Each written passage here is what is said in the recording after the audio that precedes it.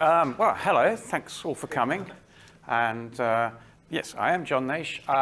Might be known to you in the world of being a contributor to Bike Magazine and Classic Bike Magazine. I'm actually by trade a medicine and science correspondent for national newspapers, but I've always had this side hustle in this world. So consider me one of these enthusiastic amateurs. And as I do this talk, I realize, chatting to people in the car park, etc., that I'm in the presence of greatness and people who actually know things like Mike Jackson and Mick Duckworth. So I will be doing what we call a journalistic overview, avoiding as many details as possible and trying just to give you a story instead. So, the title, slightly wrong really, but there we go. I am talking about Norton, and I'm talking about Norton, the world's most toxic brand. And basically, my contention here, and the question I'm going to ask, because we're journalists, we always ask a question, is, now if Norton were a brand, reputationally, if the Norton brand were a horse, then you would shoot it. There are whole worlds of brand management out there for nowadays. And they would tell you that Norton could not have survived any of its pratfalls, mishaps, and cock-ups. Not one of them. Just not least all of them that we have. And I'll have a few examples of here, what I'm talking about, really. So, 1996, a ValueJet Airlines flight 592, carrying 110 people, plummeted into the Florida Everglades after a fire on board. Everyone died. ValueJet was blamed, and its planes were grounded for 6 months. And when they came back, nobody would fly ValueJet.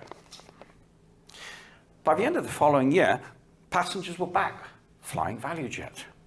But they didn't know it, because due to a corporate quick change act, ValueJet had bought a smaller rival called AirTran Airways and stole its name. So it was basically operating under witness protection, but nobody knew. Another brand, famous one, Smith & Wesson. Good old Smith & Wesson, maker of guns, proper cowboy guns, the kind of thing we played with when we were kids. Now recently, though, the trend for mass shootings at schools and sports arenas and things like that in America have made gun making a little bit disreputable, to say the least. So in 2017, to avoid all this, Smith & Wesson changed its name. It's now the American Outdoor Brands Association. It just doesn't sound as dangerous, does it? Going and threatening someone with an American Outdoor Brands Association. And there they are, and just as deadly, at least, good old Philip Morris. Cigarette makers want to avoid their reputation for killing their own customers nowadays. So they've now changed their name to Altria, a brand that is so bland they could be making anything. Yet all this time, Norton Motorcycles has kept the brand name Norton, and we all love it. Despite all the serious scandals, disasters that have seriously befallen it, and despite the fact that over the same period of history, countless other motorcycle brands have fallen by the wayside, gone extinct, disappeared. So, I've spent decades as a journalist covering Norton stories, and wondering exactly how and why this brand has succeeded in being the Harry Houdini of corporate reputational disaster. After all these years, I have arrived at a theory. And spoiler alert, I'm not saying it's a great theory, but I've never heard it suggested before. But first, let us run through some of the many scandals, serial frauds, hoaxes, cock-ups, and collapses that make Norton surely the most accident-prone motorcycle brand in the world. Of course, it all started so well. James Lansdowne Norton, founding a rich history of TT winners, pre-First World War, interwar, after the war, and along with a stable of legendary brand names, Manx, Dominator, Featherbed, Roadholder. It all sounds so solid, so reassuring. Until, of course, 1952, Norton was sold to Associated Motorcycles, maker of Matchless and AJS. As far as I know, Matchless and AJS are now stuck onto the side of Chinese mopeds, so that's how well they survived, Associated Motorcycles. Things seemed to start quite well, but in the 1960s, AMC caught that British post-war industrial conglomerate disease called going bust. And AMC's assets were acquired by the industrialist Dennis Poor. Groans, cheers. So he reorganized Norton into Norton Villiers, still with the Norton name, and developed the Commando. We're not going to give him all the credit for that, but let's just say he developed the Commando. So things look rosy, and then, of course, 1973, Poor folded Triumph and BSA into Norton Villiers Triumph, and then the money evaporated, Meriden happened, and NVT collapsed in 1976. Still, the Norton name survives, because Poor kept the Norton name alive by reorganizing the company as Norton Motors Limited. And Norton even sort of made it out the back door of that disaster with BSA's Wankel engine under its arm. Suddenly Norton are the people who are developing the Wankel. So how did Norton manage to emerge from the NVT collapse, still somehow smelling of roses? Well, it surely helped that the Commando was Motorcycle News' Machine of the Year, reader vote winner, 5 years on the trot. And that's a lot of love. But here's the thing. It won it in 1972. Machine of the Year. And this is despite the emerging mechanical disaster that was the combat engine. So somehow Norton survived combat fatigue. Yay. What mark could ever do that? Survive that well? As I say, AJS, Matchless, countless others, all gone by the by. Still Norton. So, around this period is where I came in as a young journalist and as a freelance contributor to Bike magazine, and later, by some strange shenanigans, I also became motoring editor of the Times newspaper. So that only happened because we had an editor who came in who decided that none of the specialists should be anywhere near their specialism. I was science correspondent, and there was a strange rumour going around the Times that I had no interest in anything that you could put petrol in, which is completely untrue. I trained as a mechanic and I had cars and bikes, so I pleaded for them not to make me go to be motoring editor, and they went, no, you must do this. So I had several years having great fun doing all that, till the editor got sacked and we all went back to our proper jobs. So around this time, Norton's rotaries were being developed into a water-cooled engine. They were showing promise. And then suddenly another disaster, really. Dennis Poor fell ill, and he sold Norton in 1987 to somebody who wasn't a motorcycling man. Here enters Philip LaRue. Nothing to do with motorcycles, but a financier from South Africa. LaRue created yet another Norton company with the Norton name in it, Norton PLC. And, well, for a few golden years, Norton rotary race bikes were the stuff of legend. They won the 1989 British F1 title, and Steve Hislop's 1992 senior TT win is considered one of the greatest races of all time. Legendary. And then, of course, it all goes wrong again. Despite all the glory, hardly anybody wanted to buy the rotary roadsters. I mean, I think anyone who's ridden one of those ones will know that they are lovely bikes, but you know, they were about 3 times the price of a Honda CBR 600. So they sat on the showroom floor, gathering dust, and LaRue went chasing money with some disastrous side hustles, going into property and things like that. They all went wrong. And desperate for cash, he decided to try and sell a new share issue in Norton. Who would want to buy Norton shares at that point? Well, LaRue and his fellow Norton chief, Peter Hooper, produced documents showing the company's bountiful financial health. As I reported in Bike magazine, the pair wanted to get investors to give them £7.5 million in exchange for shares. The financial details were completely false, however, totally made up, and rather than being in robust health, Norton's Lichfield factory was on its last legs and worthless. However, Mr. LaRue claimed that Norton was being backed by a company called Manstorm that had 1.7 million in assets, so they could match fund things. In truth, though, Philippe LaRue had bought Manstorm's name off the shelf for £2. The company had no other assets beyond that £2 name. And its only director, Manstorm, was Philippe LaRue's mother. I don't know if she knew about this. So then came a serious fraud office inquiry, and LaRue and Hooper were hauled into court and admitted their crimes. LaRue was barred from acting as a company director for 5 years. He resigned, and Norton went into liquidation in 1991, and the assets were sold by creditors. That's not the end of my involvement with Philippe LaRue, strangely. 2 years ago, I was teaching a course on non-fiction book writing for Cambridge University, and one of my students had a rather familiar name. There he was. I asked him what he was going to write his book about, and he told me he was going to write about his days as an activist in South Africa, working secretly on behalf of Nelson Mandela's people, for which he got chased out. And in South Africa, he is still known as an anti-apartheid hero. I didn't ask him about Norton, but I've still got his email. I think I might. Because I don't know whether he's a hero or a villain. I think he was trying. But anyway, poor old Norton went down the drain again. And after LaRue's demise, the battered Norton brand was bought by a Canadian named Nelson Scalbania. Again, not a motorcycling man.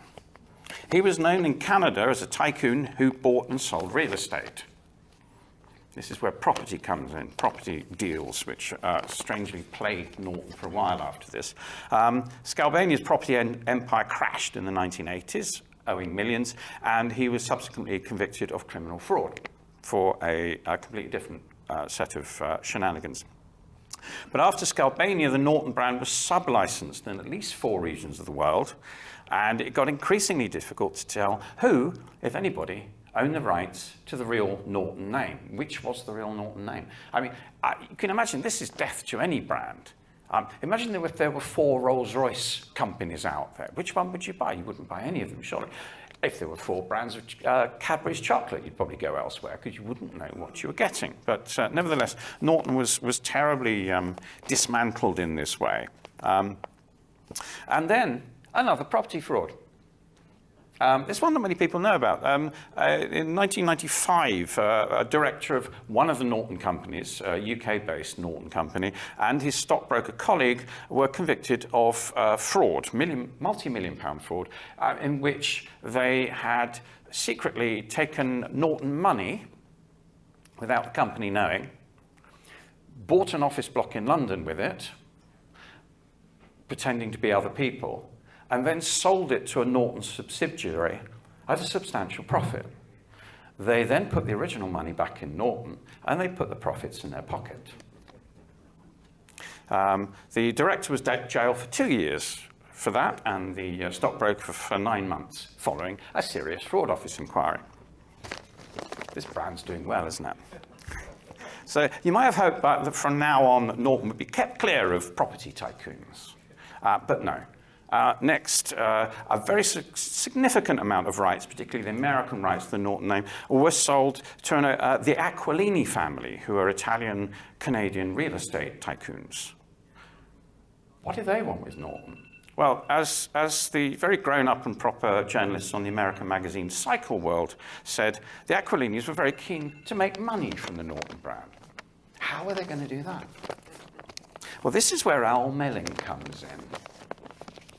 So Al Melling, wizard engineer, apparent, with an untried engine design that had failed to power a race car for the once great Formula One constructors' March. That was the last we ever heard of March as well. In 1998, Melling, with Aquilini backing, launched the prototype Norton Nemesis. which is always an interesting choice of name, isn't it? I mean, if you look in the Oxford English Dictionary, it says Nemesis is the inescapable agent of one's downfall.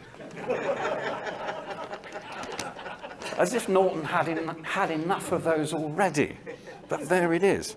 So the bike's 1.5 V8 engine was claimed to produce 280 brake horsepower, top speed of 225 miles per hour. It was supposed to have a push-button transmission and a Formula One-inspired active suspension.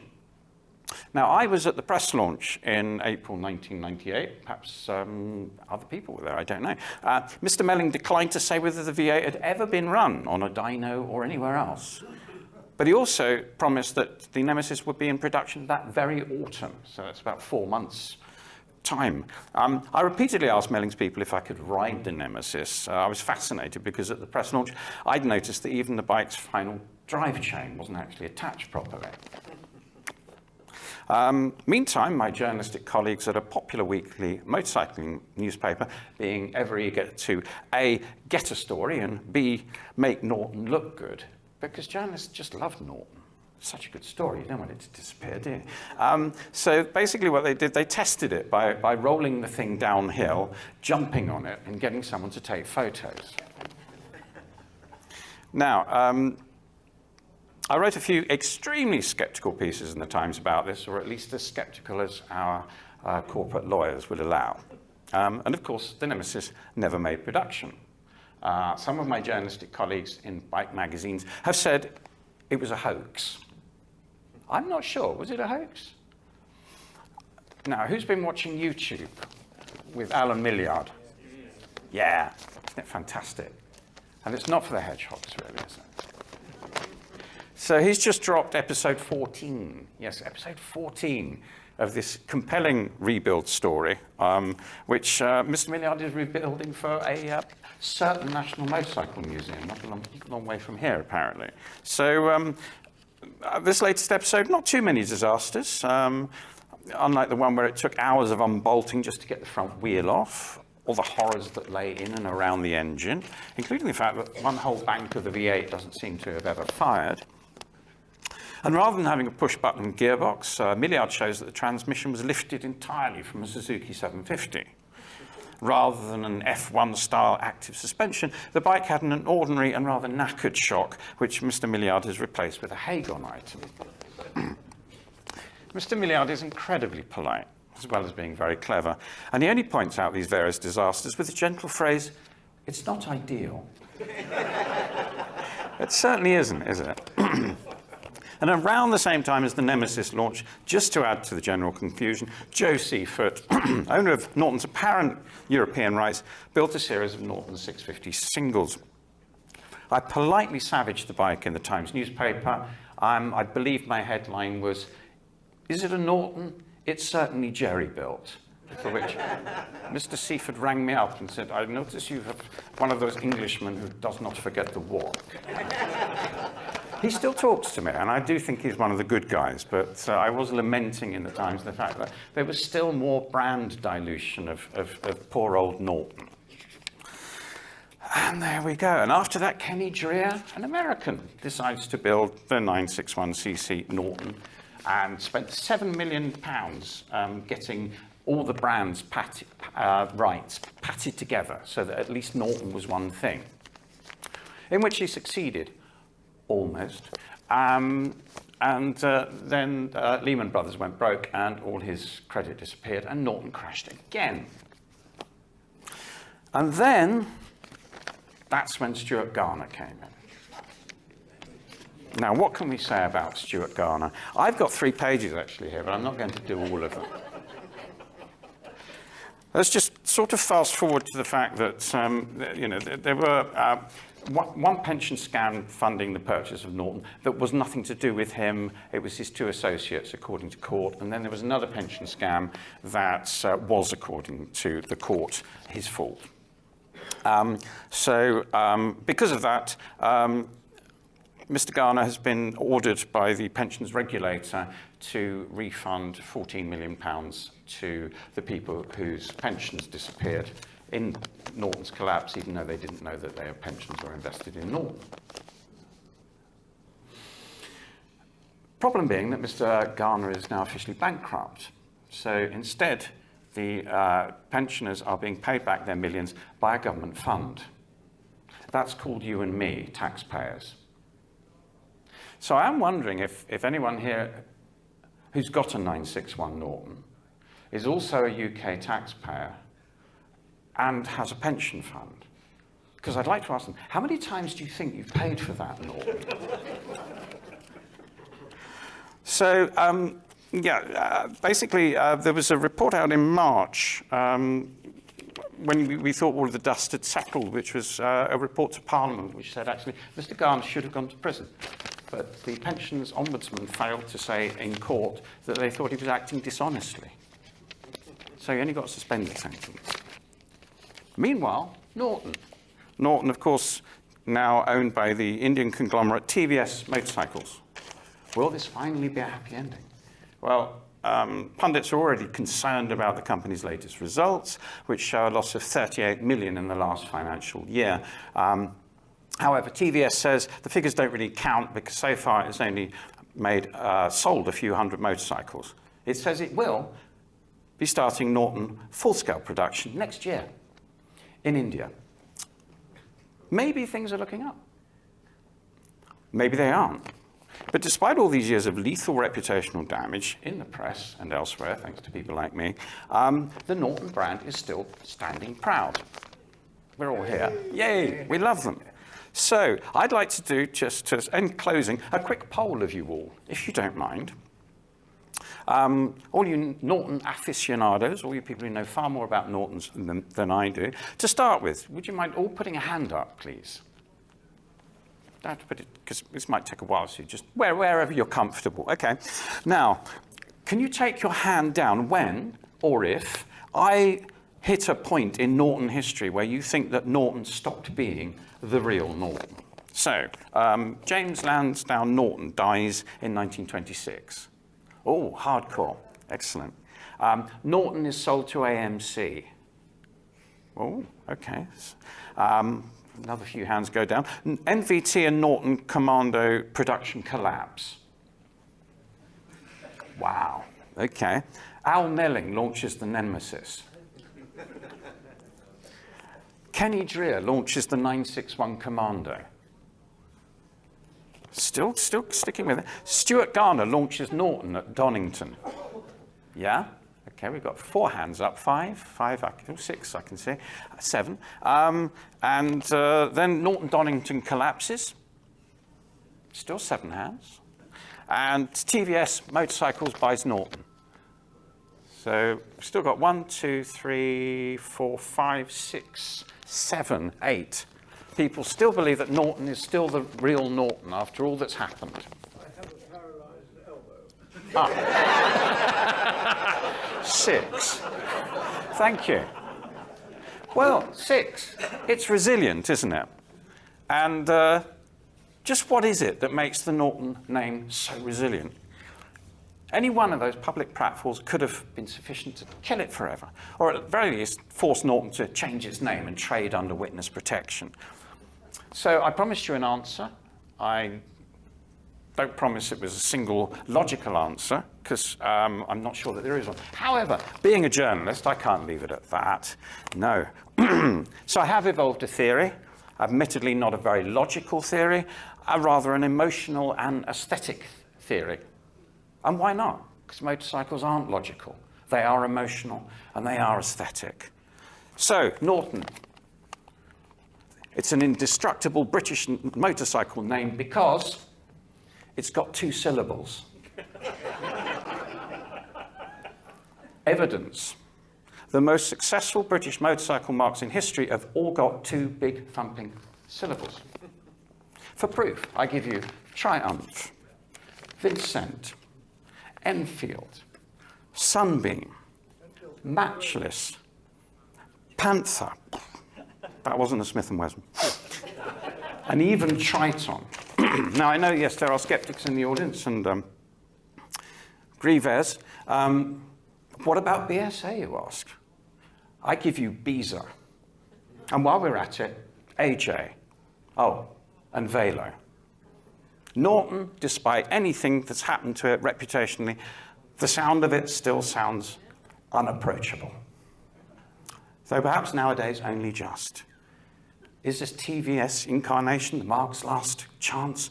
Well, who knows really? But I believe that Norton's strange and controversial brand story will continue to run and run, and run and run, and run and run, albeit after rebuild, after rebuild, after rebuild.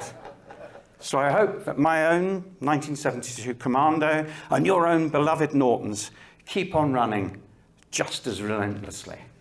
Thank you.